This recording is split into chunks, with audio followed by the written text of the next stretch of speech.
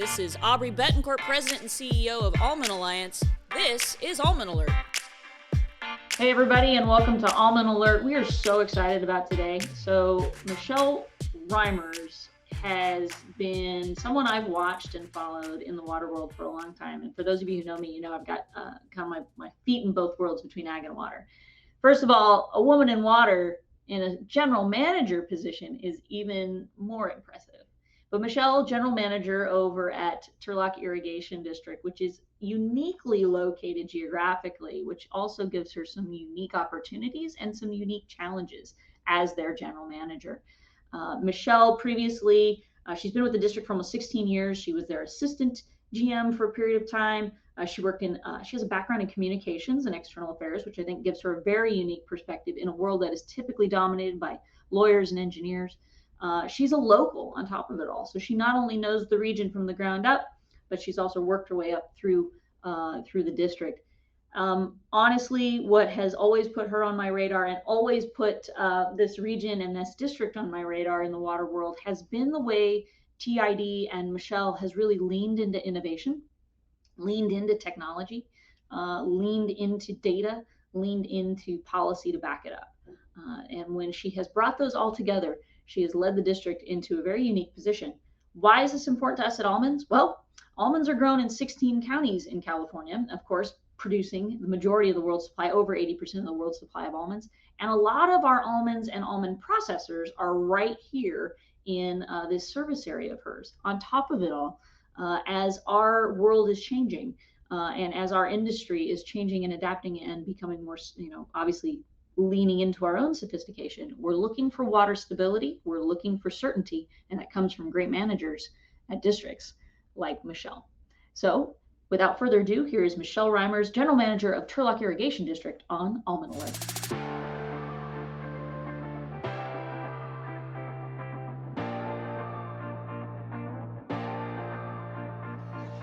Hey everybody, welcome back to Almond Alert, and we're excited to have another water presentation. Why? Because if we don't have a water supply, we don't make almonds. It's kind of how things work.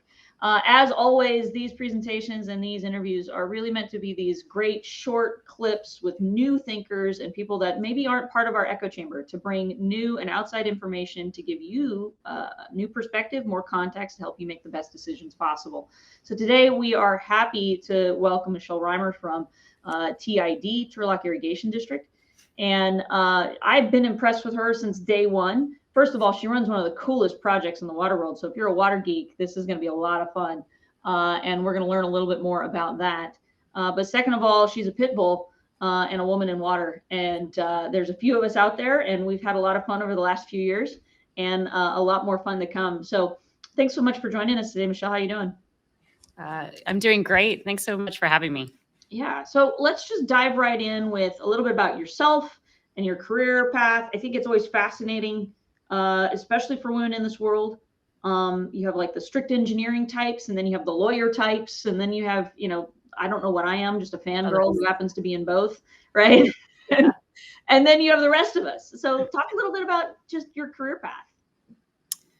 Sure. I was born and raised in the Valley here, so I didn't go too far away. But my background is really in communications. So I have a degree in organizational communications.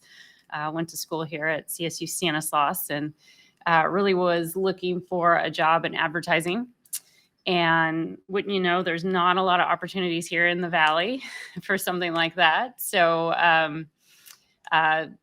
started at a local medical facility, helping them start a program, and obviously using my marketing background. And then a job opportunity came up here at Turlock Irrigation District, and it was something that I gravitated to. My grandparents had planted an almond orchard when we were young. Well, actually in the 1950s. And when I was young, that's kind of where we hung out, was at the ranch, and harvesting was a big part of my childhood, and just being out there with my grandpa.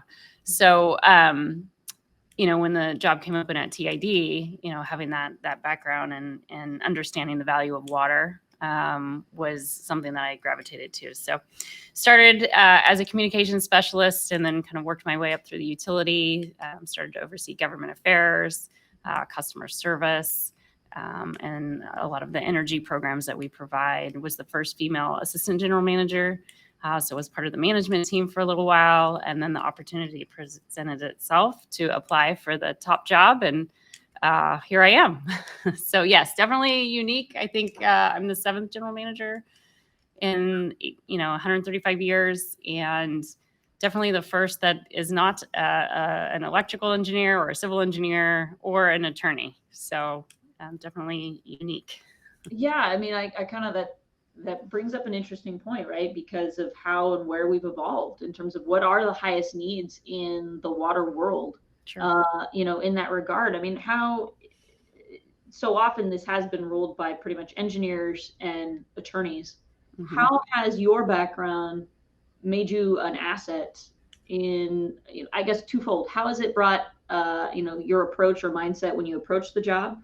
And how has that been an asset to you, just to your constituents in the position and advocacy for the agency? So I've been with the districts for 16 years now. So been the GM for the past 3. I think when I was applying for the job, I really felt comfortable that I could add value to the organization and bring something a little different than we have in the past. Just watching how the water world has evolved in the past 16 years since I've been here. And it's evolving quickly, meaning there's a lot of regulations, sweeping legislation that has really impacted the water industry. And so being more active in not only, the legislation realm, but the regulatory realm, and getting ahead of maybe some issues that we see coming down for agriculture and for water. So I think my approach was to try to get ahead of some issues and try to think outside the box. I think there's been a lot of discussion on water issues that we've talked about a long, long time ago, and really nothing's become of that. And so how can we take some of those older projects, maybe reinvent them and dust them off, dust off those plans and look at it again and maybe reframe it. So the approach is kind of just, reframing, like even storage, I'll say, adding additional storage. At some point, maybe we talk about there's a dedication to there's environmental storage behind any additional storage. And to be quite frank, we have that now. We reserve, all of our regulatory flows, for the environment a year before it's necessary. So we always protect those flows anyways. And so, if that's what gets storage built in California, then maybe we should be reframing how we're talking about it. So that's kind of, the approach to the job also is to try to make partnerships with unlikely partners. I think, there's the polar opposites, and trying to get anything done, you kind of need to work in the middle and understand perspectives. So I think that's kind of what I think I've brought is to try to find those partnerships and then kind of just rethink things and how we move forward. How has it been? I really key in on and resonate with this idea of rethinking old problems or getting ahead in a world that is so hyper-reactionary, especially on the water management side. And so this, might be a good opportunity to talk about what are the things that you're thinking about as a manager all the time. But how hard has that been? And what has been kind of not to get too deep on it, but what's been the psychology to be able to say, how do you break the cycle of the reactionary in order to get ahead? Because in my mind, you can't get ahead of anything if you're constantly reacting, if you're constantly in this reactionary position. How has that been for you?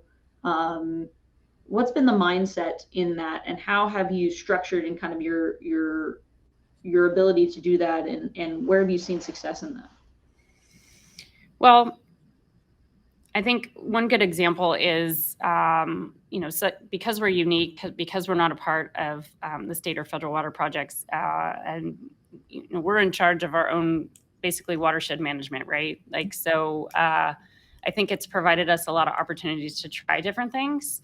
Obviously, we have to fund it ourselves, which is challenging in its own, but it gives us the opportunity to kind of, like I said, try different things. So in 2015, we actually started working with USDA and NASA to be one of the first watersheds to utilize the Airborne Snow Observatory.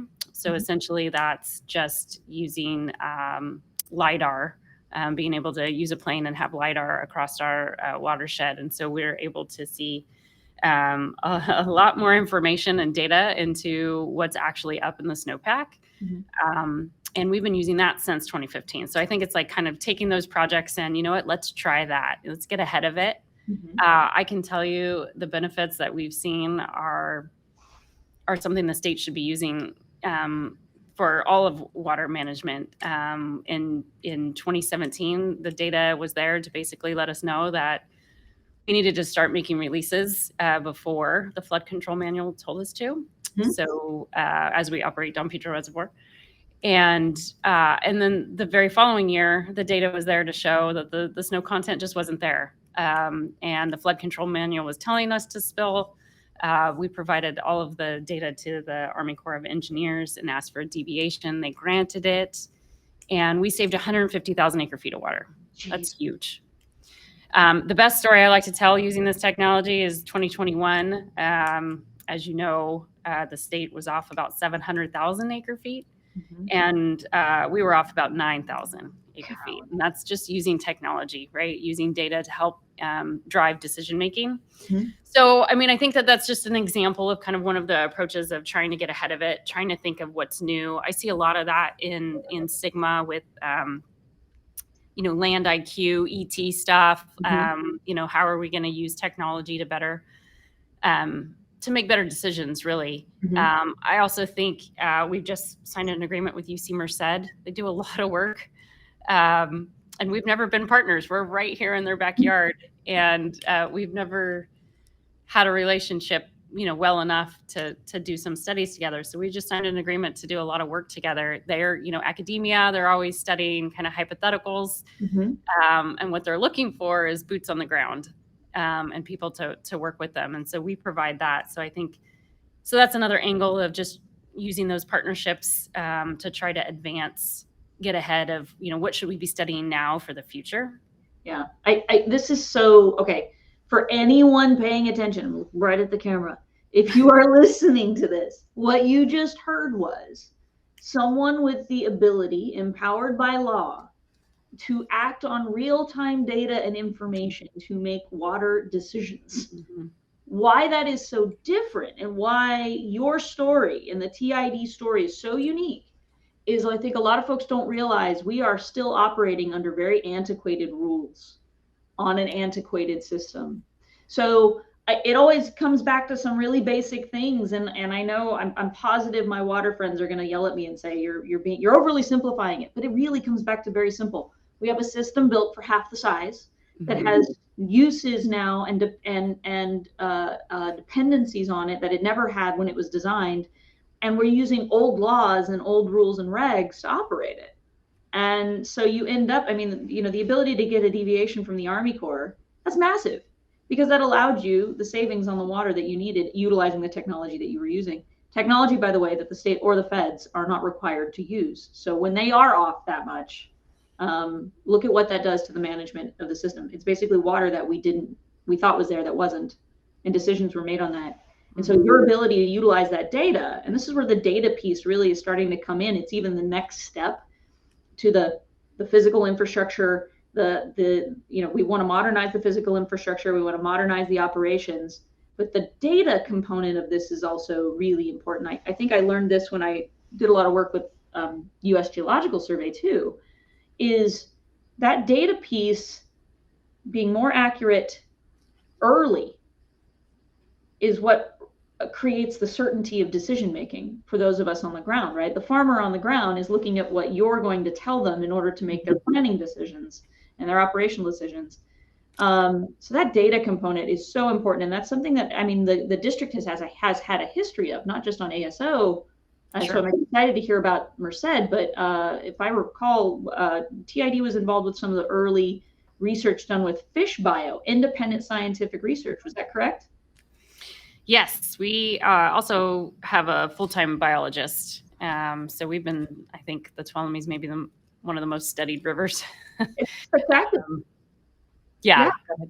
I mean, it really is spectacular the way you have embraced and owned the data. And I think there is a fear out there that this is the data that's going to lop our head off. But the reality of it is if we own it, it becomes the data that sets us free. Yeah. I have to add to just, so not only the ASO and the atmospheric river stuff that we're working on with the Scripps Institute of Oceanography is awesome. It's actually yeah. So we're part of FURO. We're like a little bit further than that. So I'm excited. We just signed an agreement with them as well to do a little more deep dive with FURO plus Floodmar together. Yeah. So I'm really excited about that. I should have noted that, our modeling for our system, for our watershed system and our operations is one of the only physiological models. So it's not a statistical model, which that's what others are using. And it's one of the only ones that's hourly. So meaning that we dump all of this data into our model so we can get a little more precise into how it would impact our actual operations. And so it's just, it's not only using just this new technology, but I think it needs to be, there needs to be unique models for every system. That's incredible. I mean, and what's important about that is, again, it's data and modeling together, right? Correct. Yeah. Because you know what they always say about models, right? You put crap in, you're going to get crap out, right? It's a lot of assumptions you're making. A lot of assumptions are made in modeling. And those assumptions then influence the decision making, which trickles down to that farmer on the ground, right? And so anybody who's, thinking about this from a market perspective, what's happening with our farmers on the ground, we're all listening to you, right? We're all listening to you and the state and the feds watching all of this, which is why so much of like the work the Alliance is trying to do is really emphasize the modernization of the data, the modernization of the operations, and the flexibility you need as a manager to operate that system with those new technologies and with that flexibility so that you can deliver services. I mean, that is so important. We're so handcuffed by, out of date dam operations manuals that say you will release water on this date, regardless of what's happening in the world.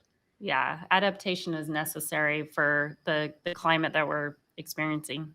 Golly, it's so a part of, you tell me if I'm right or wrong here, Michelle, but the system that we have in California, the water supply infrastructure system that we have is actually a part of the solution. And it has been vilified as the problem, but it really is the tool to get us through and to adapt to a modern climate. Yeah, I think we've just been trying to Band-Aid things with, conservation. And, I think it was good to see the governor put out another proposal, but I will say I've been working 16 years. So I've seen a couple of water proposals from different governors. So I am happy to see this latest one, which is his second one, really, does highlight the need for storage and looking for other supplies, obviously like recycled water, desalinization, it's not just conservation. And so I think reinvesting in the infrastructure that we have, correct, right? Being able to get it where it needs to be so we can move water around in these really wet times. That's what we're looking at for the future is a big gulp, right? In the little sips in the drought periods. But I think the governor even pointed out that the population was going to grow. And I think a bunch of water managers of us got together and basically calculated out is like, that's about 20 million acre feet of storage or water that we're going to need. How do you, where are you going to get that? It's a big number. Do you feel, you work government affairs, do you feel the tide is turning a little bit towards the idea of needing to develop supply, even if it is through recycling, stormwater capture, things like that? Yeah, I do. I really feel that. I just joined a group of water managers from Southern California, and they actually reached out because, they're just infuriated that they're asking to conserve more and more and more, and they recognize that that's not a solution to the problem. And if you recall the last drought, I feel like Southern California just pointed their finger at specifically the almond industry, Yeah. and said, well, why don't they just cut back? And I am not seeing that this time around. I'm seeing specifically from the other water managers of just frustration, and they want to not point their finger at agriculture. They want to embrace us, and they want us to be part of the solution in terms of, what are projects that we should be investing in now to move us forward for the entirety of the state. I think something that's really resonating with people is just food security. Mm-hmm. And I think, there's that recognition this time around. So I have seen the kind of shift, if you will, to just, urban pointing their finger at ag and vice versa. It's kind of more of, we need to work together, because this is starting to get very serious. Yeah.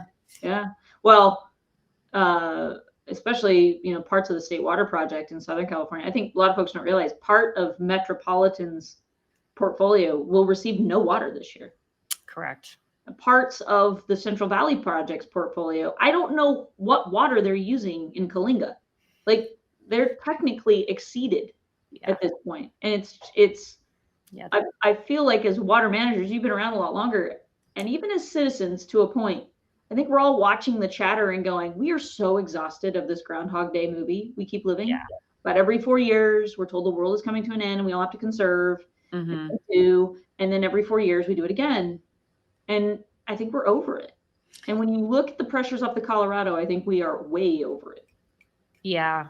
And it makes me really nervous as, because we are unique and we manage our own, and we drought plan. We started making cuts to our growers in 2020.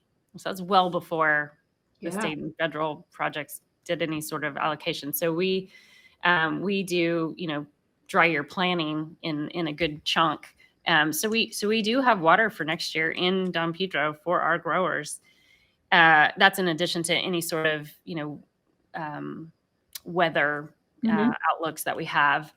That just makes me nervous, because we're going to be the only ones with water. And the government has gotten really good at coming up with regulations to go after people who actually have water. So let's deep dive there. Okay. Yeah. So it's a really great segue into what makes TID and this whole tributary region very different.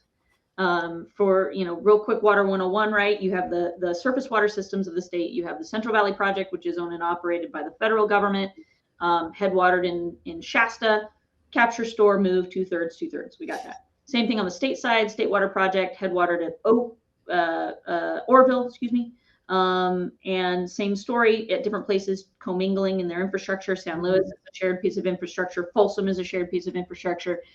They use the pumps at the southern end of the Delta, still reliant on pseudo-natural flowing through the Delta. And then we have this wonderful area on the Tribs, which is like in its own little wonderland. And that's really where you're the heart of here. Break us down on what is the project, how it relates to the rest of the system, and then let's really get in on the future here. Sure. So you have this great spot, I think, in the valley. You have the Merced River, the Tuolumne, and then the Stanislaus. The Stanislaus obviously is a part of the federal system, but the Tuolumne and Merced are very unique. So TID is actually the first irrigation district established in California in 1887. We started diverting surface water early on. There was LaGrange Dam, which was just a diversion dam. And then we built Don Pedro Reservoir, the old Don Pedro, in 1923. And that's when we determined we had a powerhouse there. And by the vote of the people, we became an electric utility as well. So a publicly owned electric utility. Soon after that, realized that wasn't enough water to continue irrigation. And so we looked to enlarge the Don Pedro. In doing so, San Francisco had started developing the Hetchy system above us. So they are junior to our senior rights on the Tuolumne. Unlikely partnerships back then. If TID and MID were going to build a bigger Don Pedro, and it would have been about 1 million acre-feet reservoir or acre-foot reservoir. And with partnership with City and County of San Francisco, they actually funded half of the Don Pedro project and they made it 2,030,000 acre feet storage. So we have a water bank with them, if you will. They actually don't store physical water in Don Pedro. They divert it upstream.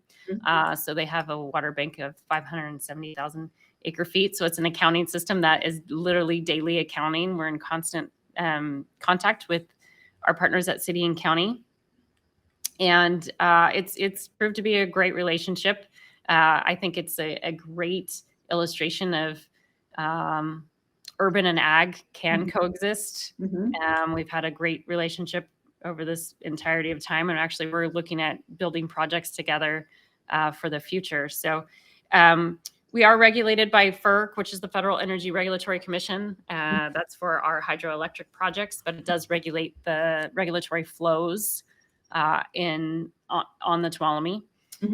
And that has to be in conjunction with the State Water Board and other federal and state agencies. So we do have to coordinate with them, but once usually the license is adopted, that's kind of sets our regulatory flows. I have to say I was really excited when I moved up to this area earlier this year, when I, doing all my utilities, getting my water set up, getting my, power set up. And then I realized, wait a minute, I'm getting water. I'm getting power from TID. I got so excited. I was like, that's hydropower. Yeah. Well, good. I'm glad you're excited. I was so excited because we just go down. People who live here usually don't know what a great deal they have, unless they go move somewhere else and then they come back and realize, oh, wow, that's really affordable. Well, I mean, so when I was at Interior, I remember talking with, I don't know if you and I met. I mean, heaven help me if we did. We probably did once or twice, and I apologize. But I remember distinctly looking at some of the Western hydropower projects, and I did most of my hydropower work with Bonneville up off the Columbia. Right.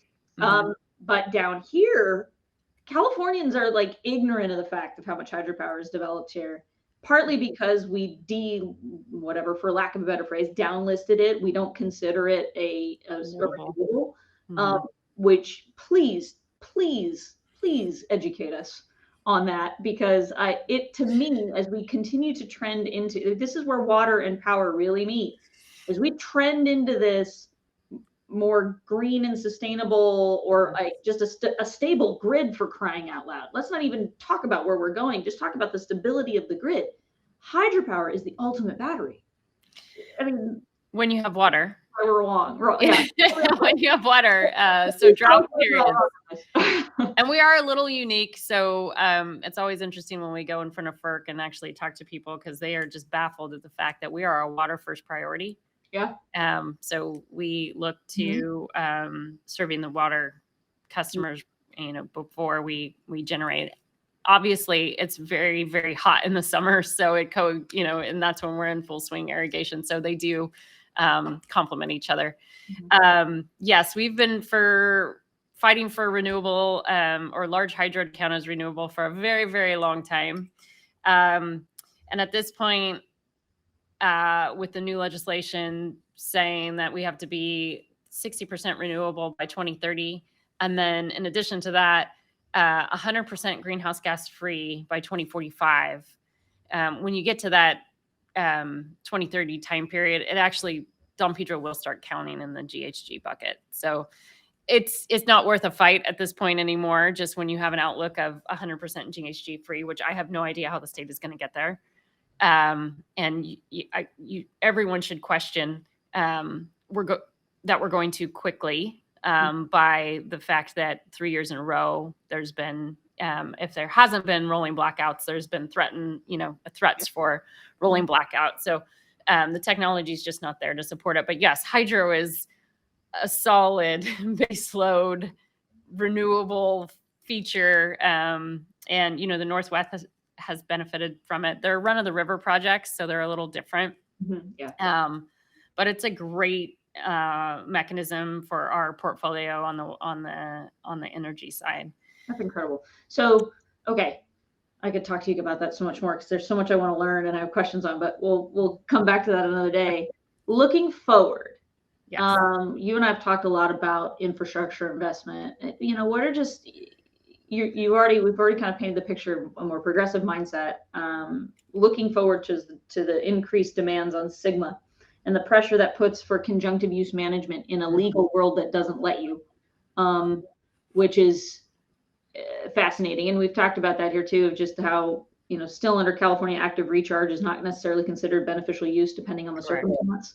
And yet we have a law in place that says we have to recharge the aquifer, or at least get it back to a 2015 level. As you're looking forward at these additional pressures on your surface water supply, in your progressive thinking, what is it you're looking at in terms of the investments, the directions you need to go, either from a policy perspective or a physical infrastructure perspective? Just where are we going? Without showing us all your cards, where do you need to go, Michelle, to continue to lead in this space? Well, we're looking at it all. So there are years when the Tuolumne River isn't fully appropriated. So there was the ability to seek floodwater when necessary. So Turlock and Modesto Irrigation District filed for floodwater rights on the Tuolumne. So that was exciting. That was the first time we've actually filed for additional water rights since 1951. Wow. But when you file for water rights, you have to show where the water is going. So you have to have identified projects. So both the Modesto and Turlock IDs have identified 2 million acre feet of where we could put that water. Awesome. And that's the key, I think, is looking when the very wet years, what can we do? Obviously, TID and MID, we've been groundwater recharge flood irrigation forever. And it is kind of a little bit funny or frustrating, whatever word you want to use. We were shunned for flood irrigating. I would go up to Sacramento and be like, oh, you guys are the water wasters. Yeah. And guess what? We're the only 2 basins that aren't critically overdrafted, and that's accredited to flood irrigation. And so it does work. And now they want to call it FloodMar, or they want to call it something else. It's literally just groundwater recharge, and we've been doing it for 130 years. So we have a lot of projects, both big and small. Our system was built in the 1900s. Another unique fact is we are 250 miles of canal, and we're all gravity fed. Amazing. So we don't use energy. There's certain areas where we do some conjunctive use, and we do put some pumping in, but minimal in comparison. Are you doing any in-unit hydro on that? We did that in the early 70s. The way we run the system is not necessarily the best. I know Oakdale is done some smaller units that's more modular that might be more beneficial. We have, older units that are stationary that aren't quite the best. I could talk about our Project Nexus, which is solar over canal too, but so we're looking at, raising the spillway at Don Pedro that could get us potentially 100,000 acre feet of water. We have old projects that I was talking about earlier that we shelved, and one of them was a reservoir, offstream reservoir, and we shelved it because it leaked. Well, guess what? That's a benefit now. So we're looking at that, and I was talking about the irrigation system. The canal is built in the 1900s. We've invested over $60 million in the past 20 years trying to get new gates, automatic gates for conservation. So we're looking at everything that you could possibly imagine and trying to do all at once that we can. Obviously, we pass our cost off directly to our customers. So we have to be very thoughtful about, how much we're investing. Looking for partnerships with other irrigation districts, I think, is an opportunity. So I wouldn't say that we're not open to anything, both big and small. There's some big thoughts out there. And I think at this point in time, this is a real pivotal point for water. And I think it's about that time where we start thinking bigger again, because I think that's the only way we survive these long periods of drought. And that's what we're seeing is the dry years are getting drier and they're getting longer in duration. And that's, what we need to be looking at. I think that's brilliant. I mean, just it is. I often wonder, and I've heard this story told before.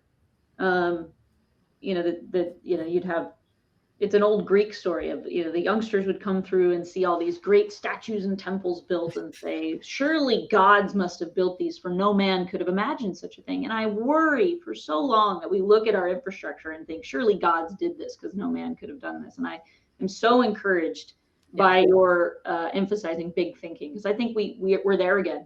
We have to be there again. To hit big challenges, we have to think big again. And not be shamed over it, for crying out loud. So and I think using the drought period, in PR, never let a good crisis go to waste.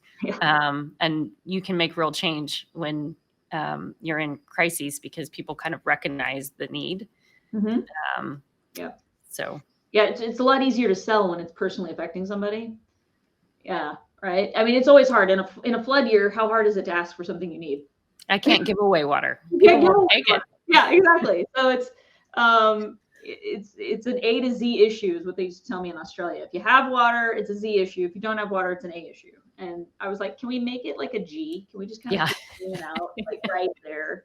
And I think we're there in the last 10 years or so. And like you said, because of kind of our cycles changing, we go from these extreme, massive flood periods.